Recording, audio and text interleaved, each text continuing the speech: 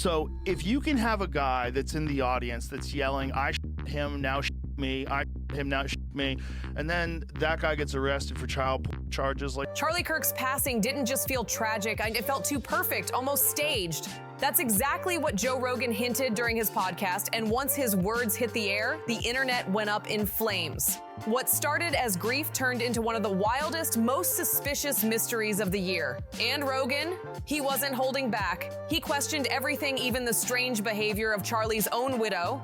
Rogan told his audience that the official story didn't sit right with him. Something about it felt off. He pointed to how the media skipped crucial details, like that viral picture of a 22-year-old man allegedly tied to the scene, holding a high-end hunting rifle. Rogan said that rifle looked too clean, too polished, like it came straight from a luxury showcase instead of a real crime scene. But what made everyone freeze was his next point. Rogan said witnesses saw another man, older, unpredictable, suddenly scream, "I did it," before stripping down and taking off. Totally bizarre. Rogan said it looked more like a distraction than reality, chaos crafted to confuse the public while the real player slipped away. He told his listeners flat out that none of it added up. The timing, the panic, the confusion, it all felt too scripted, like someone wanted the story to look messy on purpose. According to Rogan, these weren't coincidences. They were cover moves meant to blur the truth and hide whoever was actually pulling strings. Then his clip hit social media, and boom, it went nuclear. Nothing is a coincidence. Hold on to that thought.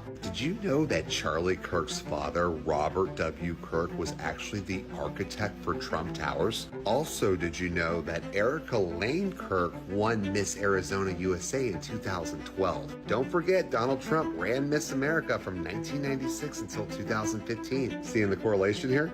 Now, not saying age difference is a big thing, but did you know Erika was 5 years Charlie Sr.? But this is where coincidences aren't. People clipped every second, slowed it down, zoomed in, broke it apart like detectives, and then Elon Musk entered the chat. Out of nowhere, he posted one cryptic line that made jaws drop. "The truth doesn't hide forever."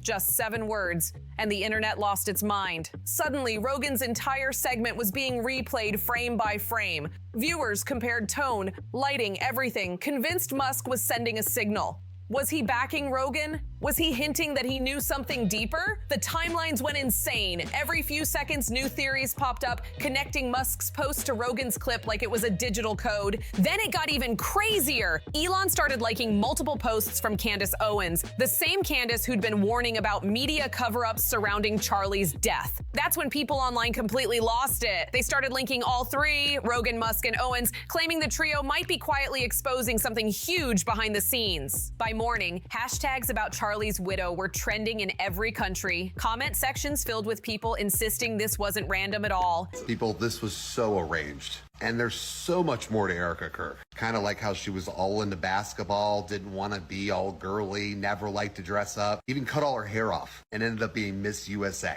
How does that happen? How do you go from sports to Miss USA? And then they meet at a Turning Point event in 2018, where she's interviewing for a job for Turning Point.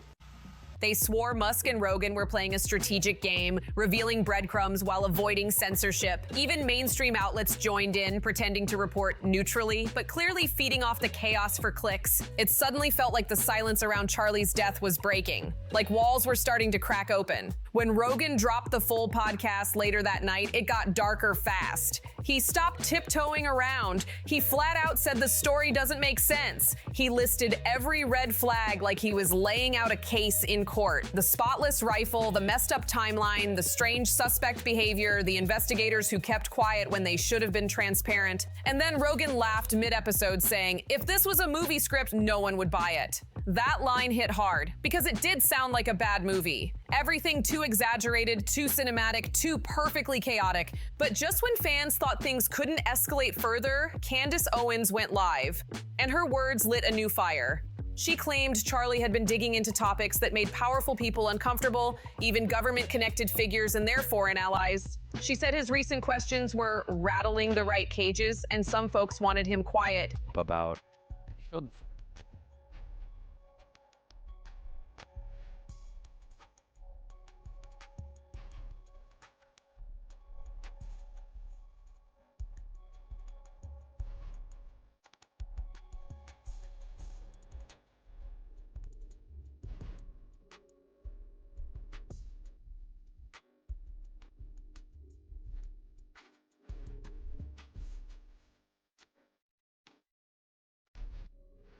Then came her most shocking reveal yet. Candace said she had screenshots of Charlie's private messages. In them, he allegedly talked about Jewish donors pulling out and hinted that someone close to him wasn't being honest. She claimed he left behind a note, one that could flip everything upside down. The internet froze. Within minutes, those screenshots were everywhere. TikTok, Reddit, X, people posting, zooming in, comparing fonts and timestamps like it was an investigation. Some said it was the digital smoking gun, others said it was bait to derail the truth. Either way, it exploded online like nothing before. By the time her live stream ended, Rogan's name was trending again, this time next to hashtags like Charlie Kirk files and government cover-up. Fans were stunned by how perfectly Rogan's doubts and Candace's receipts lined up. It was like every missing puzzle piece suddenly locked together, a chilling sense that maybe, just maybe, this wasn't a random tragedy at all. Then came the theory that sent the internet straight into meltdown, one that tied every loose end together in the creepiest way imaginable. According to Reddit sleuths, Charlie Kirk's final note wasn't emotional at all.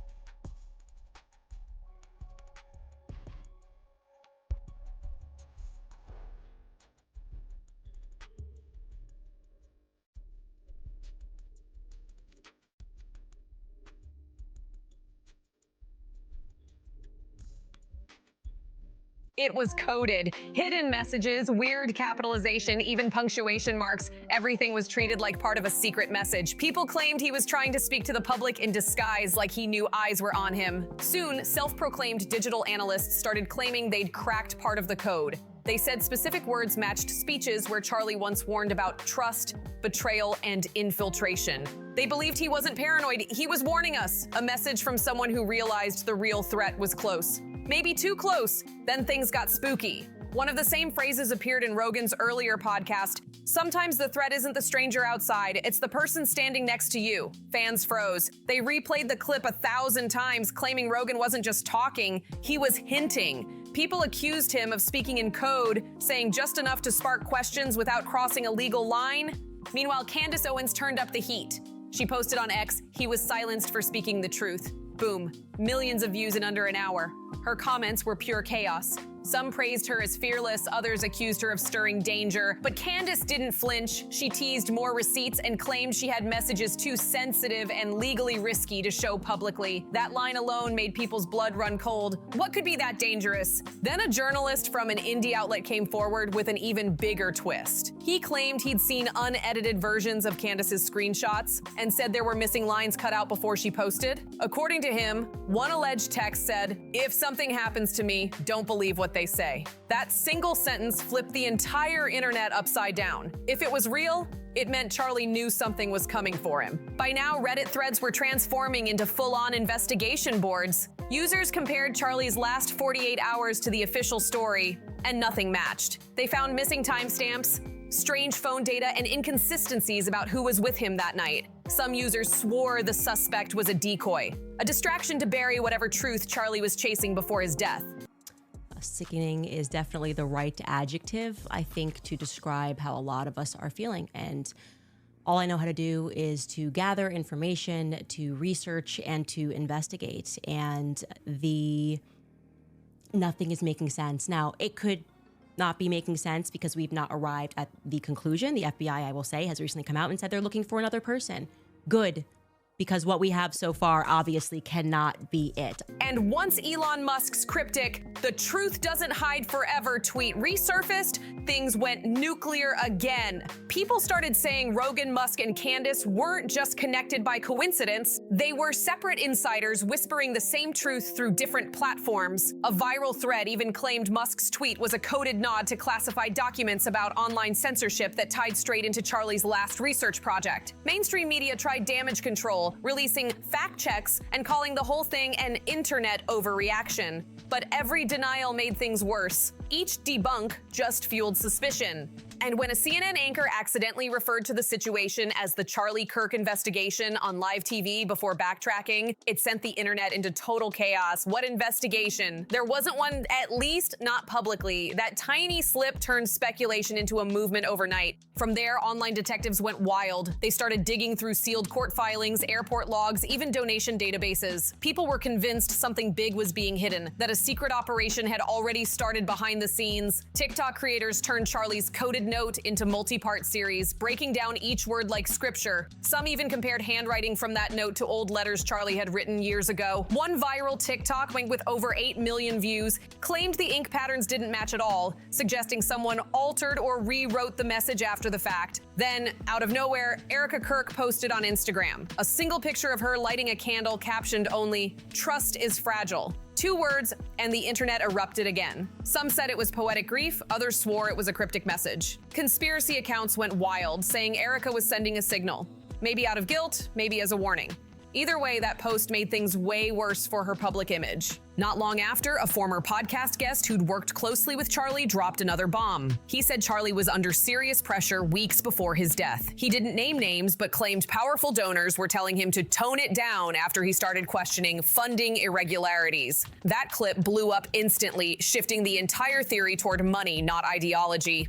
By that point, the online storm was unstoppable. YouTube channels ran 10-hour live streams connecting every dot. Reddit threads hit 100,000 comments in a day. Twitter Spaces ran nonstop, filled with voices piecing together evidence like amateur detectives.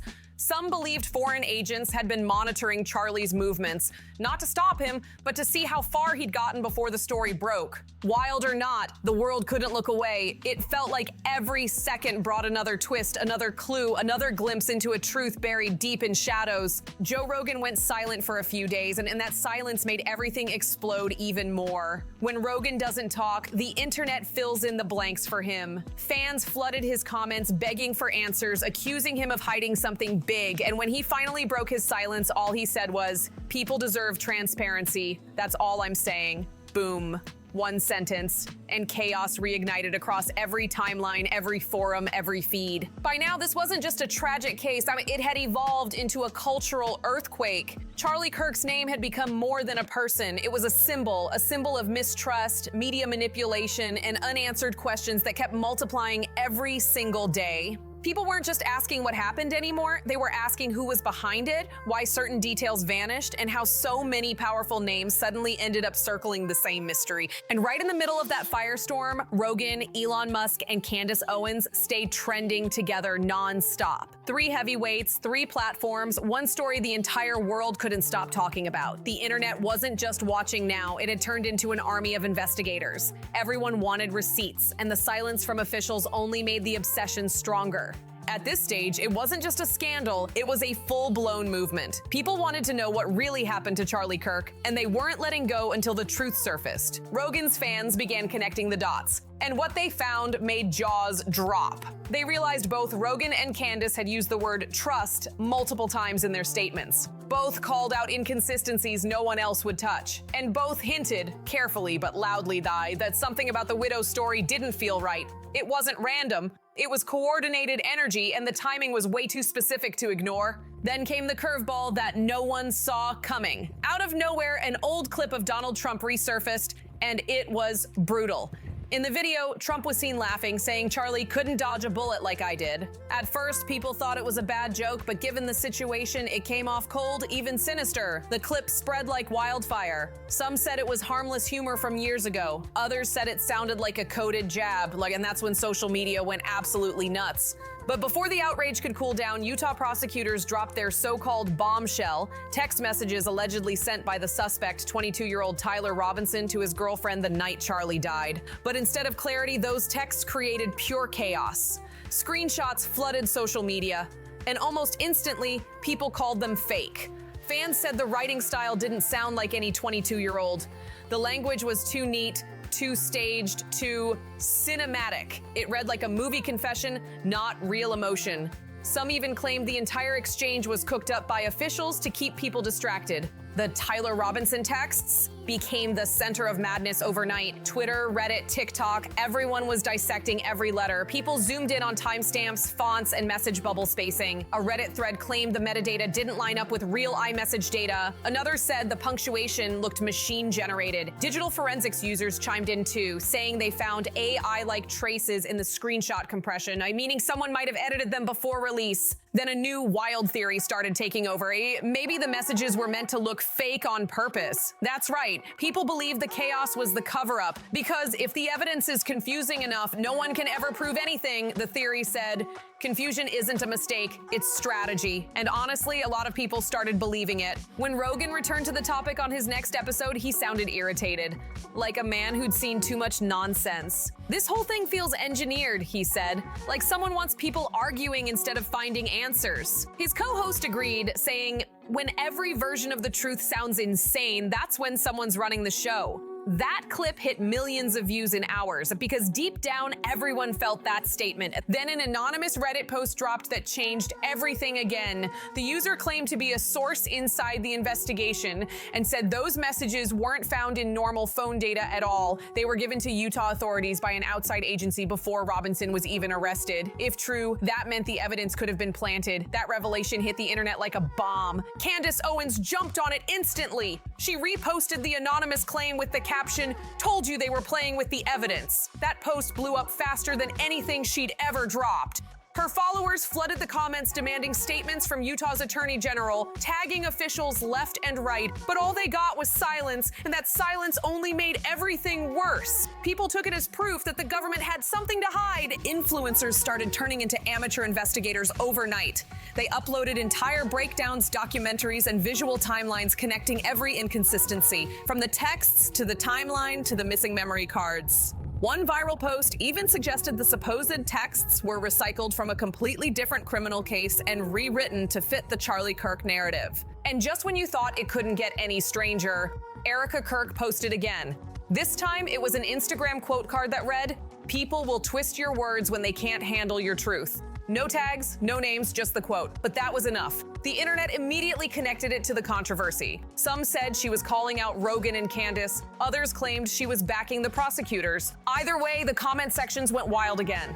At this point, what began as a tragic death had morphed into a digital storm of theories, leaks, and suspicions. Every post, every receipt, every photo only made things murkier. Nobody knew who to trust anymore, and everyone wanted the last word.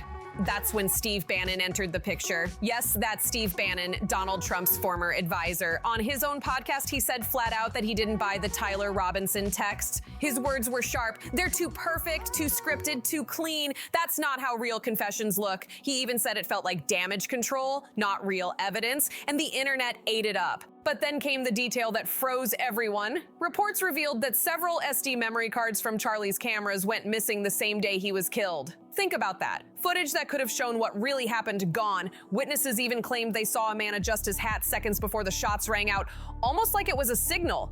Creepy doesn't even cover it. Then Charlie's longtime producer, Andrew Colt, confirmed it. On the Charlie Kirk show, he said the cards were definitely taken and not by strangers. He said on air, "What was on those cards that someone didn't want the world to see?" That question sent chills everywhere because nobody had an answer. Candace had her own spin on it, and it was explosive. She said Charlie was offered serious money to help launder a political message tied to Israel and refused. She claimed his refusal cost him everything. Whether people believed her or not, it threw gasoline on an already blazing fire. When you lay out all of it, the missing footage, the shady text messages, the silence, the cryptic posts, it doesn't look random anymore. It looks like a pattern, something big, deliberate, and buried deep. And then came the reactions. Raw, intense, divided. One Redditor wrote, "That video where she held his hand repeating 'I love you' wasn't grief, it was a performance." Another said, "When she stood by his office chair smiling through the speech, it didn't look like pain, it looked like PR." And countless users echoed the same thought.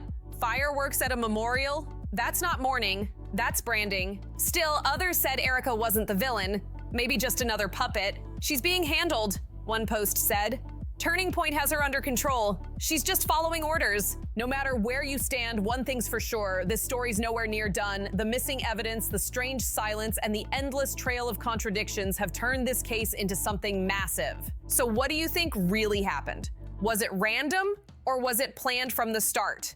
Drop your thoughts in the comments below, and don't forget to like, subscribe, share, and turn on notifications. More truth bombs are coming, and you won't want to miss what's next.